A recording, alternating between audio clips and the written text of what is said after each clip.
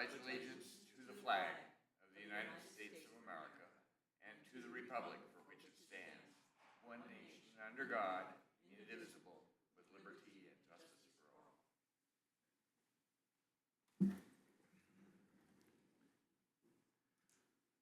I'll take a moment and introduce the folks on this end of the meeting room. Brandy Grandy is over here as our recording secretary, keeping track of all of our proceeding. Commissioner Andy Hunthausen to my immediate left, and Commissioner Candace Payne to my immediate right. I'm Tom Rolfe, chairman of the commission this year. Nico Hash and TJ Murphy join us from the county attorney's office to keep us on the straight and narrow, if that's possible. And Roger Baltz, our chief administrative officer, is here as well. There is our sign-up sheet just on the other side of the bar. We ask that you sign that and leave information on how we might contact you if we need to. There's also an agenda over there as well. I'm going to take a moment, and since this is the 250th anniversary of our the Declaration of Independence, of the 250th anniversary of our nation becoming a free nation. That declaration ends with a statement, and for the support of this declaration, with a firm reliance on the protection of divine providence, we mutually pledge to each other our lives, our fortunes, and our sacred honors.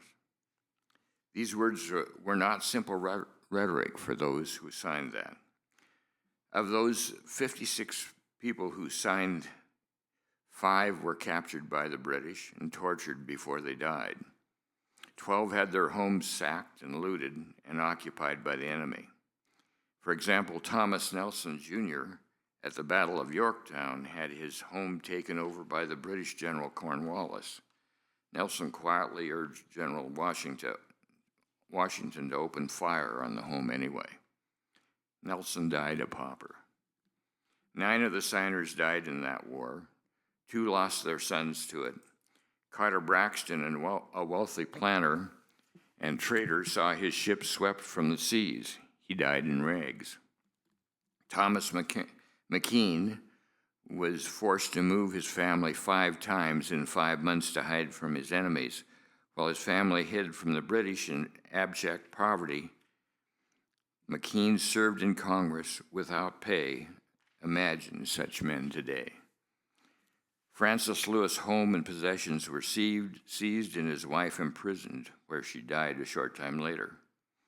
Perhaps the most touching story of all is the signer John Hart, who was driven from his wife's bedside as she lay dying. Their 13 children had to flee for their lives as well. For over a year, Hart lived in caves and in the forest. After the surrender, he returned to find his wife dead, his children gone, 13 children, and every one of them vanished. John died a few weeks later of a broken heart. There are many more stories of sacrifice and pain. I believe that if the opportunity were given us to face each one of them and ask them if the price they paid was worth it, I believe they would unanimously and resoundingly respond, yes. We need to appreciate those folks who sacrificed so much that we might be free. Mr. Baltz, we have a couple of consent action items. Thank you, Mr. Chair and Commissioners. This is item 3A. It's the vendor claims report for the week ending March 27, 2026. Staff recommends approval of that item. And the next and last item on the consent agenda is item 3B, public meeting minutes for March 5, 10, 12, and 17, 2026, and staff recommends approval of that item as well. Thank you very much. I just want to make a comment before we go further with this. I try to go over all of those items every time they're presented to us. And I want to thank Marni Brantley for the wonderful way she knows what's going on there. When I ask a question, she's back immediately with an answer of why we've spent this much on a particular item that I didn't understand. She knows what's being paid. It gives me great confidence that there isn't waste when we write checks. So thank you very much, Marni. All right. Is there any comments from the commission? Any questions from the commission? Is there any public comment on these consent action items? Any public comment? There being none, do we have a motion? Mr. Chair, I'd move that we approve consent action items 3A and B as presented. Second. We have a motion and a second. Is there any discussion? Mr. Chair, Yes. just like to thank Marni as well. Since we're here embarrassing her, I'd like to pile on, and she's in the room. And she does a great job and has for many, many years. Yes. So thank you so much, Marni. All right. If there's no further comment, we'll move to a vote. All those in favor of approving the consent action items 3A and 3B, please say aye. Aye. Opposed, same sign. Motion passes unanimously. Now we're going to move to action items. Our first is a resolution 2026-15 of intention to create the O'Reilly Drive Rural Improvement District, number 2026-2. Jessica.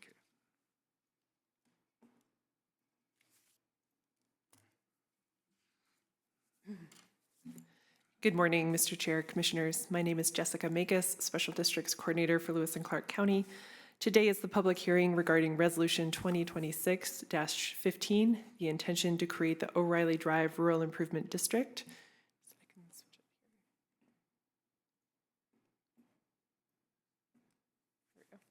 Looks like our display switched. A petition to create the district was received by staff for the purpose of improving and maintaining O'Reilly Drive.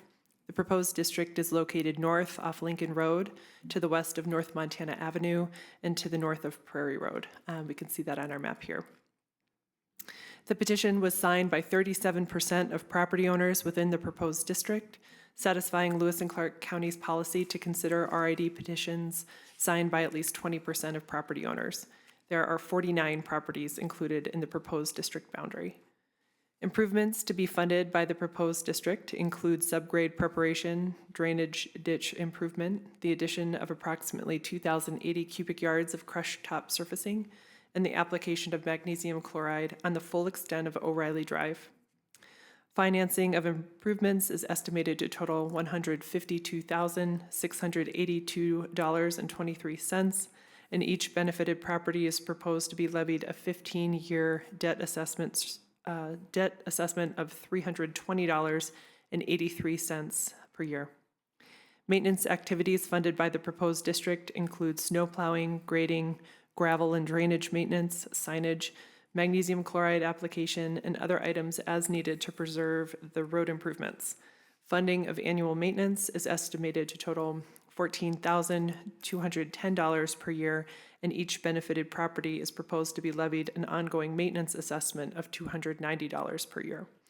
A total of $610.83 would be assessed for each property per year until the improvement debt is paid, and at that time the assessment would lower to the maintenance assessment only. If approved today, the resolution of intention to create the district will be advertised in the Helena Independent Record the next 2 Saturdays. A notice will be mailed to all benefiting property owners, and public comments will be accepted until 4 p.m. on Wednesday, May 6, 2026, at the Lewis and Clark County Clerk and Recorder's Office.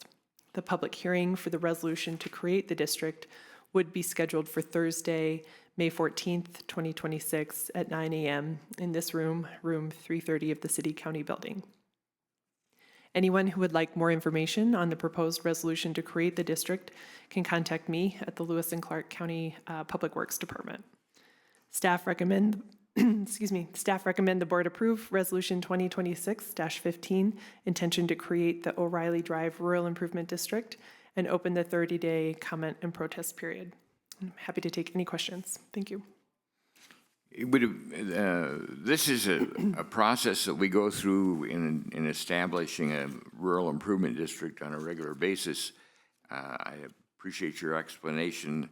We do ask for 20% or more of the folks that are involved to sign a petition in favor of it. If 50%, more than 50% object in this period of time, then it will not go forward. And if not, then the commission has the right to move it forward and assess the levy. Is that pretty accurate?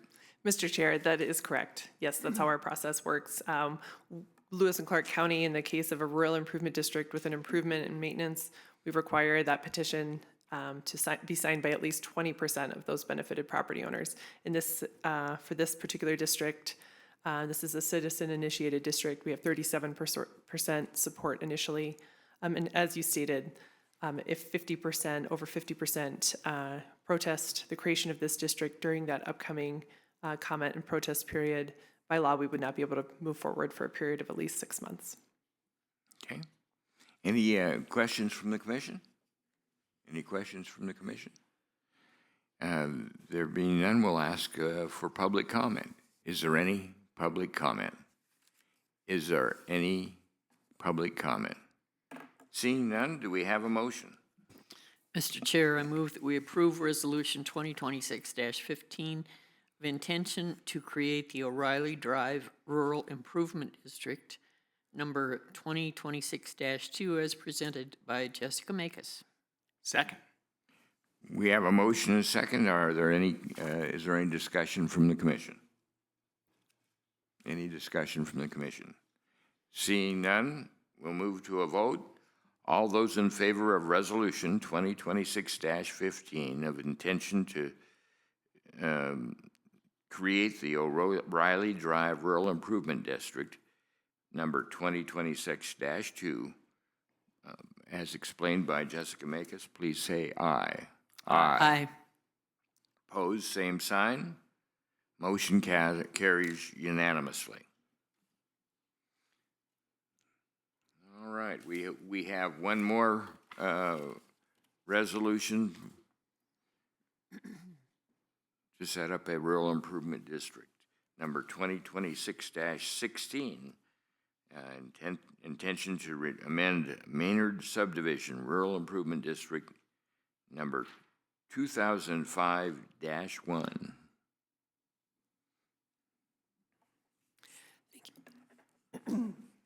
Thank you, Mr. Chair. Again, for the record, my name is Jessica Makus, Special Districts Coordinator. Today is the public hearing regarding Resolution 2026-16, the intention to amend the Maynard Subdivision Rural Improvement District.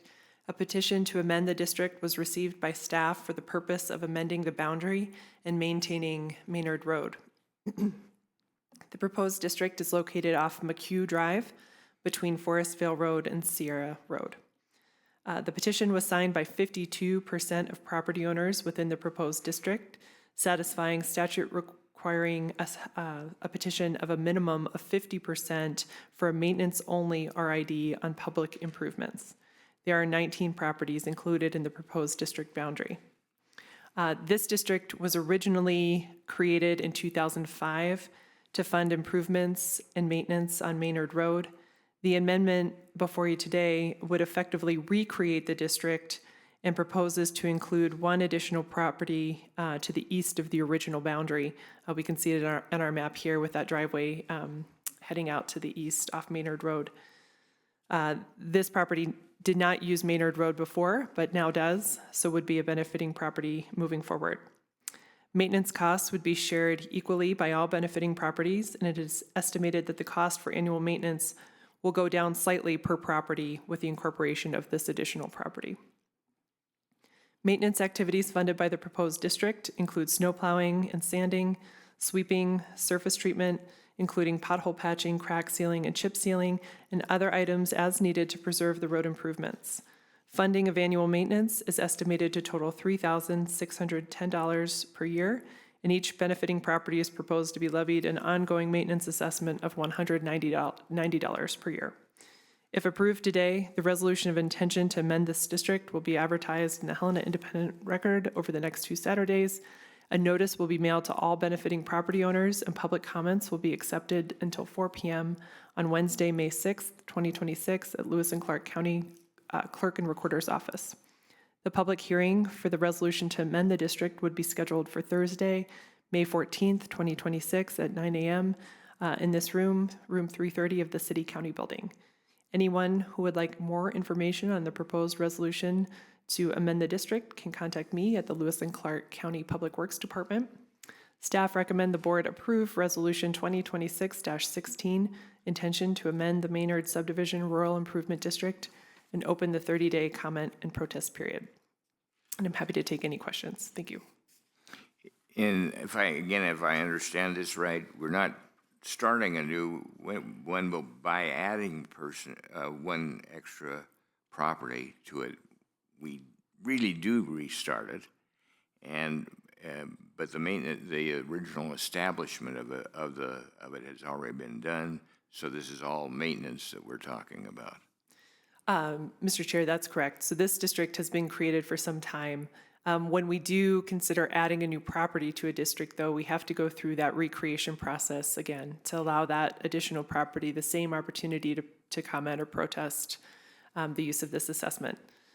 In this case, we do not have an initial improvement, so that changes the requirements a little bit. Statute allows for us to consider a petition that's signed by more than 50% of benefiting property owners to create a maintenance-only district when we're considering a public improvement, which is what we have here in Maynard. So that's what we've done. Those property owners have circulated that petition and submitted that back to us, and that's brought this resolution of intention before you today. All right. Any questions from the commission? Any questions from the commission? Seeing none, I'll move to public comment. Is there any public comment on this item? Any public comment? I see no public comment, so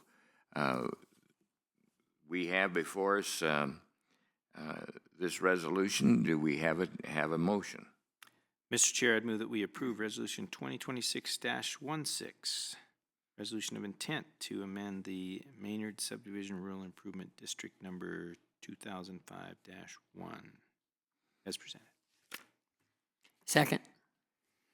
Have a motion and a second. Any discussion from the commission? Any discussion come from the commission?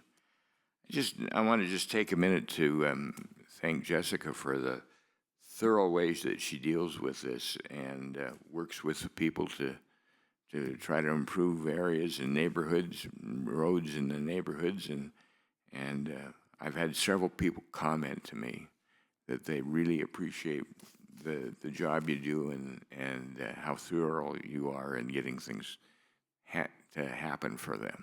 So I think people appreciate you. Any other comments? There being none, we'll move to a vote.